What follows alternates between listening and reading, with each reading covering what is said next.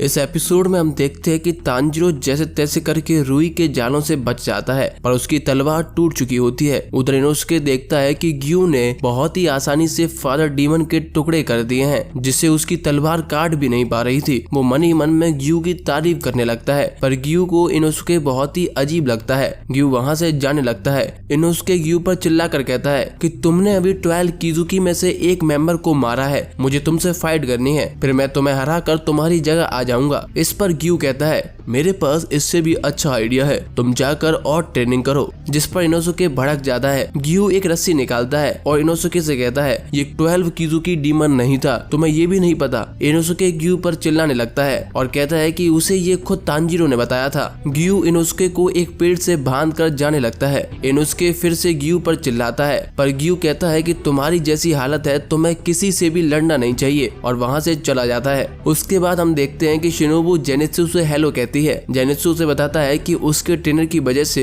उसने अभी तक हार नहीं मानी है। शिनोबु सोचती है कि जेनित्सु को मरने से पहले अपनी लाइफ याद आ रही है। शिनोबु एक बॉक्स निकालती है जिसमें जहर का एंटीडोट होता है। वो देखती है कि जेनित्सु ने धीरे धीरे सांसें लेकर खुद को अभी तक बचा कर रखा है। इसके बाद शिनोबु जेनित्सु को वो एंटीडोट लगा देती है। उसके अलावा शिनोबु के साथ कुछ और लोग भी आए थे जो बाकी जिंदा बचे हुए लोगों को देख रहे होते हैं। तांजीरो फिर से अपनी टूटी हुई तलवार लेकर वापस से रुई के सामने खड़ा हो जाता है। वो सोचता है कि क्या रुई की बॉडी भी उसकी जालों की तरह स्ट्रॉन्ग है, जिसे वो अपनी तलवार से भी नहीं काट पाएगा। रुई अपने जालों से तांजीरो पर और तेजी से अटैक करता है। तांजीरो रुई के पास नहीं पहुंच पाता क्योंकि उसके जाल तांजीरो पर लगातार अटैक कर रहे होते हैं। इसके बाद रुई अपने दोनों हाथों से तांजीरो पर जाल का अटैक करता है, जिसे देखकर तांजीरो को लगता है कि अब वो नहीं बचेगा। तभी नेजुको बॉक्स से बाहर आकर तांजीरो के सामने खड़ी हो जाती है, जिससे नेजुको घायल हो जाती है, पर तांजीरो बच जाता है। तांजीरो नेजुको को एक पेड़ के पीछे ले जाता है और पूछता है कि तुमने ऐसा क्यों किया। डीमन की बहन भी पेड़ के पीछे से ये सब देख रही होती है। वो नेजुको के बारे में सोचने लगती है। रुई ये देखकर बहुत ज्यादा डिस्टर्ब हो जाता है और सोचता है कि उसे एक ऐसी ही बहन की तलाश थी। उसके बाद रुई अपने जालों से अपनी बहन के टुकड़े कर देता है और उसकी गर्दन दूर जाकर गिरती है। उसकी बहन रुई से एक आखिरी मौका मांगती है, जिस पर रुई कहता है कि अगर तुम इस पहाड़ पर मौजूद सारे इंसानों को मार दोगी तो मैं तुम्हें माफ कर दूंगा। इसके बाद उसकी बहन अपना सर उठाकर वहाँ से चली जाती है। अब रुई तांजीरो को बात करने के लिए अकेले बुलाता है। तांजीरो सोचता है कि ये इतना अच्छे से कैसे बात कर रहा है। रुई तांजीरो से कहता है कि मैंने तुम्हारी किस्मत लिख ली है, तुम्हें अब मरना होगा, पर मैं तुम्हें जिंदा छोड़ सकता हूँ अगर तुम अपनी बहन को यहाँ पर छोड़ के चले जाओ। उसके बाद मैं नेजुको को अपनी बहन बना लूंगा। जिस पर तांजीरो उसे मना कर देता है और कहता है कि नेजुको कोई चीज नहीं है, उसके पास उसकी खुद की फीलिंग है, वो कभी भी तुम्हारी बहन नहीं बनेगी। रुई कहता है कि वो नेजुको को डरा कर रखेगा, जिस पर तांजीरो कहता है कि डराने धमकाने से फैमिली नहीं बनाई जाती। रुई तांजीरो से कहता है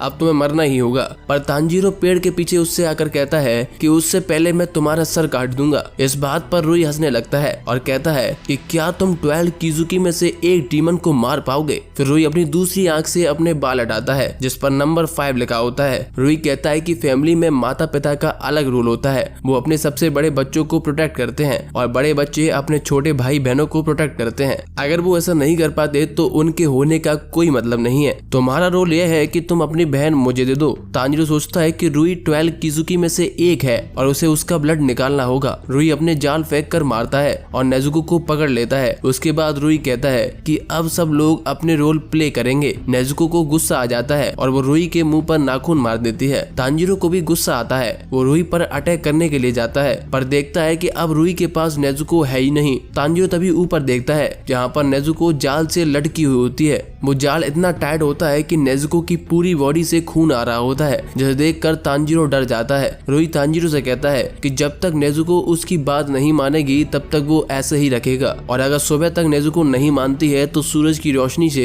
नेजुको जलकर मर जाएगी। तांजीरो को अब बहुत ज्यादा गुस्सा आ रहा है। रुई तांजीरो पर जाल से अटैक करता है, पर तांजीरो बच जाता है। रुई तांजीरो को एक पंच मारता है, जिससे तांजीरो पेड़ पर जाकर टकरा जाता है। रुई कहता है कि तुम्हें क्या लगता है अगर तुम मेरे पास आ गई तो तुम मेरी गर्दन काट पाओगे, तो ऐसा करके देख लो। तांजीरो जैसे तैसे करके अपनी तलवार से रुई की गर्दन को काटने का ट्राई करता है, पर फेल हो जाता है। रुई तांजीरो से कहता है कि उसकी बॉडी उसके जालों से भी ज्यादा स्ट्रॉन्ग है। और ऐसा कहकर एक बहुत तेज किक मारता है जिससे तांजीरो दूर जाकर गिरता है। रूई नेजुको की आवाज से परेशान हो जाता है और नेजुको के जाल और ज्यादा टाइट कर देता है जिससे नेजुको का और ज्यादा खून बहने लगता है और थोड़ी देर बाद नेजुको सो जाती है। रूई नेजुको को देखकर सोचता है कि ये बहुत ही अलग डीमन है जो कि बहुत ज्यादा शांत है। तांजीरो रूई को नेजुको को छोड़ने के लिए कहता है पर रूई कहता है कि अब से नेजुको का बड़ा भाई मैं हूँ, अब यहाँ बस मेरी ही चलेगी। तांजीरो अपनी ब्रीदिंग पर फोकस करता है। तांजीरो वाटर ब्रीदिंग का 10th फॉर्म यूज करता है जिससे तांजीरो के आसपास एक ड्रैगन बनने लगता है। रूई ये देखकर थोड़ा डर जाता है और रूई के सारे जालों को काटता हुआ आगे आने लगता है। रूई इससे डर जाता है और अपने ब्लड डीमन आर्ट यूज करता है। अब रूई के हाथों से भी खून निकलने लगता है और उसके सारे जाल इस बार लाल रंग के हो जाते हैं। ये जाल अब पहले से भी ज्यादा तेज और खतरनाक हो जाते हैं। तांजीरो को लगता है कि अब वो नहीं बचेगा। तांजीरो अपना बचपन याद करने लगता है जिसमें वो नेजुको के साथ खेल रहा होता है। उसके डैड उसे देख रहे होते हैं और कहते हैं कि तुम्हें हिनोकामी पर ध्यान देना चाहिए। साल में एक बार तांजीरो के डैड आग के पास डांस करते थे। तांजीरो की मम्मी उसे बताती हैं कि उसकी फैमिली आग का काम करती है जिसकी वजह से उसके डैड हिनोकामी की पूजा करते हैं। तांजीरो उनसे पूछता है कि डैड की तबीयत खराब रहती है, वो फिर भी बर्फ में रात भर कैसे डांस कर सकते हैं। उसके बाद उसके डैड बताते हैं कि ब्रीदिंग टेक्निक का यूज करके वो ऐसा करते हैं और वो चाहते हैं कि उनके बाद तांजीरो उन इयररिंग्स को पहने और ब्रीदिंग टेक्निक को भी सीख ले। इसके बाद प्रेजेंट में तांजीरो हिनोकामी कागुरा डांस नाम की टेक्निक का यूज करता है। इससे तांजीरो का वाटर ड्रैगन अब लाल रंग का हो जाता है। उसकी तलवार से आग निकलने लगती है। तांजीरो रूई के सारे जालों को काटता हुआ रूई की तरफ बढ़ता है पर अभी भी तांजीरो रूई के पास नहीं पहुंच पा रहा होता है। उधर नेजुको को उसकी मॉम दिखाई देती हैं जो नेजुको से तांजीरो की हेल्प करने के लिए कहती हैं। वो कहती हैं कि अगर तुमने तांजीरो की हेल्प नहीं करी तो तुम्हारा भाई मारा जाएगा। ये सुनकर नेजुको होश में आ जाती है और उसकी आंखें गुस्से से लाल होती हैं। नेजुको पहली बार अपना ब्लड डीमन आर्ट यूज करती है जिससे नेजुको का गिरा हुआ खून आग में बदल जाता है और इससे रूई के चारों तरफ आग की लपटें जलने लगती हैं। उसके बाद तांजीरो रूई के पास जाता है और अपनी स्वॉर्ड से बार बार रूई की गर्दन पर अटैक करता है और लास्ट में रूई की गर्दन कट कर अलग हो जाती है। तांजीरो चिल्लाकर कहता है कि नेजुको और उसे कोई भी अलग नहीं कर सकता। इसी के साथ ये एपिसोड खत्म हो जाता है।